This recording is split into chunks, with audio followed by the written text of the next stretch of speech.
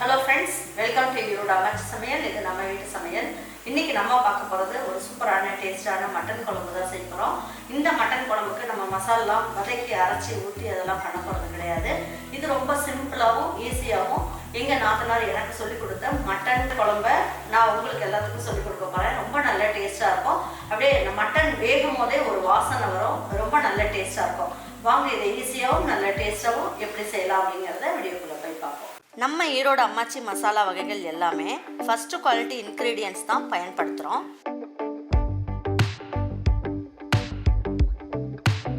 வாங்குகிற பொருட்கள் எல்லாமே முறையாக ஜலிச்சு பொன் வறுவலாக வறுத்து சரியான பதத்தில் அரைக்கிறோம். அரைச்ச மசாலாவை நல்லா ஆற வச்சு மறுபடியும் ஜலிச்சு சரியான அளவில் பேக் பண்ணி உங்கள் வீட்டுக்கே சேஃப் அண்ட் செக்யூர்டாக டெலிவரி பண்ணுறோம். நம்ம மசாலா வகைகள் மற்றும் சத்து மாவு, ரெடிமேட் இட்லி மாவு, இடியாப்ப மாவு எல்லாமே நீங்கள் வாட்ஸ்அப் மற்றும் வெப்சைட்டில் ஆர்டர் பண்ணி வாங்கலாம். இதில் ரொம்ப முக்கியமான விஷயம், இது full and full pure homemade masala. நம்ம எல்லாருக்குமே ஆரோக்கியம் தானேங்க முக்கியம். பாருங்க, இன்றைக்கி ஒரு 3/4 கிலோ அளவுக்கு மட்டன் எடுத்திருக்கேன். இதுக்கு நம்ம என்ன பண்ணலாம் அப்படின்னா, இதில் ஒரு 1/2 மூடி அளவுக்கு தேங்காய் துருவல் எடுத்து வச்சுருக்கேன். இதை போட்டுக்கலாம். சின்ன பீஸ் அளவுக்கு பட்டை போட்டுக்கலாம். சோம்பு நல்லா 1 ஸ்பூன் அளவுக்கு சேர்த்துக்குவோம். பாருங்க, 1/4 ஸ்பூன் அளவுக்கு கசகசாவும் சேர்த்துக்கலாம். பாருங்க, 5 பீஸ் அளவுக்கு கிராம்பு சேர்த்துக்கலாம். பாருங்க, இதில் 4 ஏலக்காய் எடுத்து வச்சுருக்கேன். இதையும் சேர்த்துக்கலாம். அன்னாச்சி மொக்கு 1 பீஸ் அளவுக்கு எடுத்துக்குவோம். பாருங்க, சின்ன பீஸ் அளவுக்கு கல்பாசியும் எடுத்துக்கலாம். பாருங்க, ஒரு கை அளவுக்கு வெங்காயம் எடுத்து வச்சுருக்கேன். அதில் ஒரு 25 வெங்காயம் இருக்கும், அதை சேர்த்துக்கலாம். பச்சையாகவே சேர்த்துக்குவோம். இஞ்சி இந்த அளவுக்கு தோல் சீவிட்டு சேர்த்துக்கலாம். பாருங்கள், 2 பீஸ் அளவுக்கு நல்ல பெரிய அளவுக்கு பூண்டு பல் இருந்ததுனால 2 பூண்டு பல் அளவுக்கு சேர்த்துக்கலாம். பாருங்கள், இப்போ எல்லாமே சேர்த்தாச்சு. இப்போ நம்ம என்ன பண்ணலாம், இதை நல்லா பல்ஸில் போட்டுட்டு கொஞ்சமாக தண்ணி ஊற்றி நல்லா நைஸாக அரைச்சி எடுத்து வச்சுக்கலாம். பாருங்கள், இப்போ நம்ம என்ன பண்ணலாம், 3/4 கிலோ அளவுக்கு மட்டன் எடுத்து வச்சுருக்கேன். கொஞ்சம் எலும்பும் சதையுமாகவே வாங்கிட்டு வந்து வச்சுருக்கோம். இதையும் சேர்த்துக்கலாம்.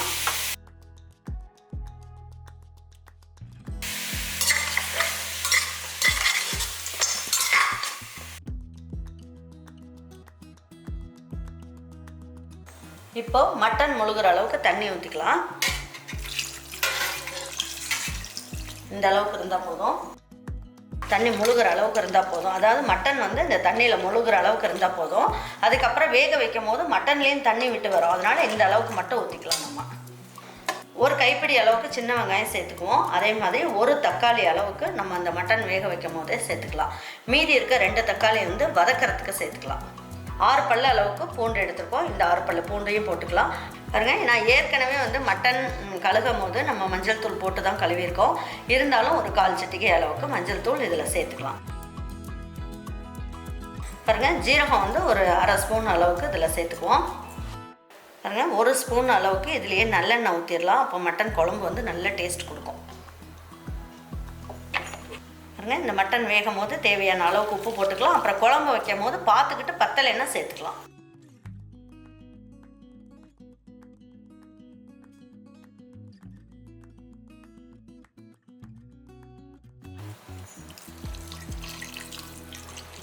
இந்த அளவுக்கு தண்ணி இருந்தால் போதும்.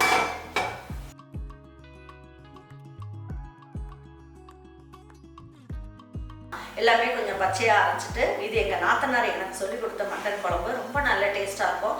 நாங்கள் எப்பயுமே ஊருக்கு போனோம் அப்படின்னா இதே மெத்தடில் தான் வச்சு கொடுப்பாங்க. ஆனால் நான் சொல்லுவேன், அண்ணி நீங்கள் வச்சா இந்த மாதிரி டேஸ்ட் எனக்கு வரலையே அப்படின்னா, அவங்க சொல்லுவாங்க இது எங்கள் ஊர் தண்ணியோட இது, மதுரை தண்ணியோட இது அப்படின்னு சொல்லுவாங்க. அப்புறம் ஒவ்வொரு கை பக்குவம்னு ஒன்று இருக்குது இல்லையா, அதுதான். இப்போ இது பார்த்தீங்கன்னா இப்போ அவங்க சொன்ன மெத்தட்லேயே நான் உங்களுக்கு செஞ்சுருக்கேன்.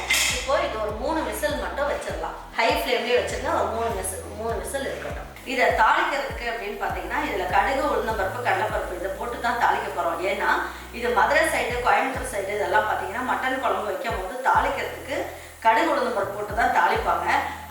ஏம்மா இந்த மாதிரி பட்டை கிராமெல்லாம் போடணும், மட்டன் சிக்கன் குழம்புக்கு நம்ம கடுகு, உளுந்தம்பருப்பு போடக்கூடாதுன்னா ஒவ்வொரு ஊரில் ஒவ்வொரு பழக்கம். அது மதுரையில் இந்த மாதிரி தாளிக்கும் போது இந்த மாதிரி கடுகு, உளுந்தம்பருப்பு போட்டு தாளிப்பாங்க. அந்த வாசனையே பார்த்தீங்கன்னா அந்த மட்டன் குழம்பு சுவையை ஏற்றி கொடுக்கும். அதுக்கப்புறம் நம்ம இதுலேயே ஏற்கனவே நம்ம பட்டை, கிராம்பு, ஏலக்காய், அன்னாச்சி மொக்கு எல்லாமே போட்டு நம்ம தேங்காயோட கசகசா வச்சு அரைச்சிட்டோம் அப்படிங்கிறதுனால நம்ம இதில் வந்து நம்ம பட்டை கிராம்பெலாம் போடணும்னு அவசியம் கிடையாது. அதனால் நீங்கள் அப்படி செய்யாதீங்க அப்படின்னு எங்கள் நாத்தனார் சொன்னதுனால நான் வந்து அப்படியே நீங்கள் உங்களுக்கு கடுகு உளுந்தம்பருப்பு போட்டு தாளிச்சே உங்களுக்கு காமிக்கிறேன்.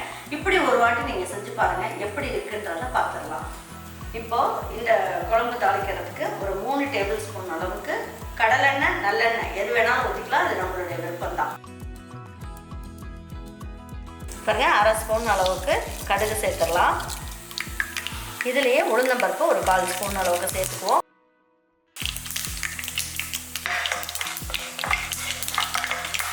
நல்லா கடுகு உளுந்தம்பருப்பு நல்லா பொரியணும், அப்போ தான் அந்த மணம் வந்து நல்லா கொடுக்கும். பாருங்க, இப்போ 3 இனுக்கு அளவுக்கு கருவேப்பிலை எடுத்து வச்சுருக்கேன், இதையும் சேர்த்துக்கலாம்.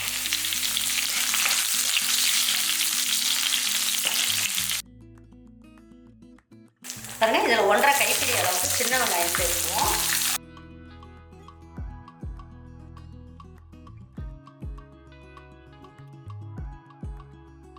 இந்த வெங்காயத்துக்கு தகுந்த அளவுக்கு மட்டும் கொஞ்சமாக உப்பு சேர்த்துக்கலாம். ஏற்கனவே மட்டன் வேக வைக்கும் போது உப்பு சேர்த்துருக்கோம்.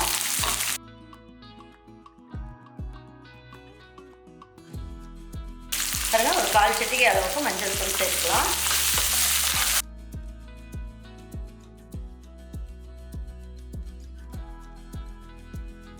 இப்போ இதில் 2 தக்காளி கட் பண்ணதை அதில் சேர்த்துக்கலாம்.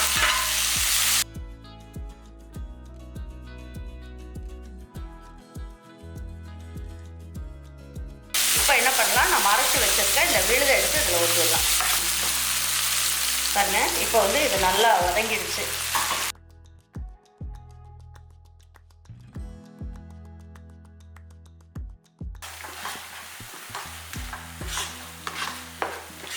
நல்லா 1 நிமிஷம் நல்லா இந்த பச்சை வாசம் போக நல்லா வதக்கிக்கலாம்.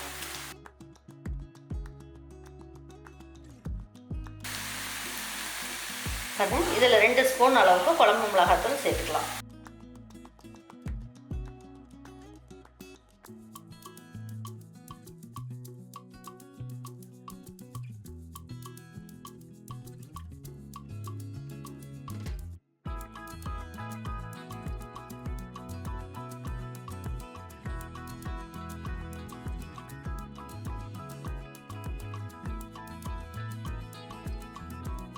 கலருக்கு கொஞ்சம் காஷ்மீரி சில்லி சேர்த்துக்கலாம்.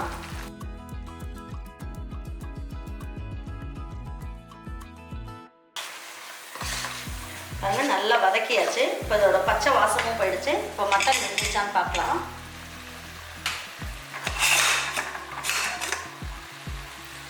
பாருங்க, மட்டனும் நல்லா வெந்துருச்சு. இப்போ என்ன பண்ணலாம், இந்த மட்டனை மட்டும் எடுத்து போட்டு இதில் ஒரு கிண்டு கிண்டிடலாம்.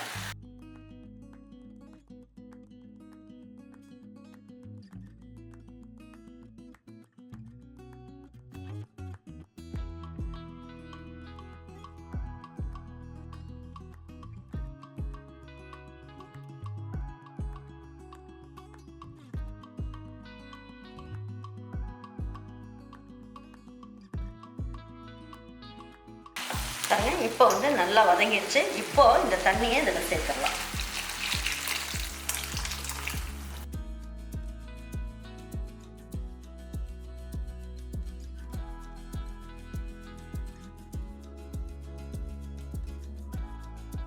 கொஞ்சமாக மல்லி இலையை தூவி விட்டுடலாம். இப்போ தட்டை வந்து லேசாக மூடி வச்சிடலாம். லேசாக மூடி வைங்க, ஃபுல்லாக மூட வேண்டாம். ஹை ஃப்ளேம்லேயே இருக்கட்டும். 4 நிமிஷம் இது நல்லா கொதிக்கட்டும். இந்த எண்ணெயெல்லாம் பிரிஞ்சு வரும். அதுக்கப்புறம் என்ன பண்ணலான்றதை சொல்கிறேன். பாருங்கள், இப்போ மட்டன் குழம்பு வந்து சூப்பராக செஞ்சாச்சு. நல்லா கொதித்து எண்ணெயெல்லாம் பிரிஞ்சு அட்டகாசமாக வந்துருச்சு. பாருங்கள், இந்த டைமில் நம்ம கொஞ்சமாக மல்லி இலையும் தூவி விட்டுலாம். தூவி விட்டுட்டு கலந்துட்டு அதுக்கப்புறம் எடுத்து வச்சு பரிமாறிக்கலாம்.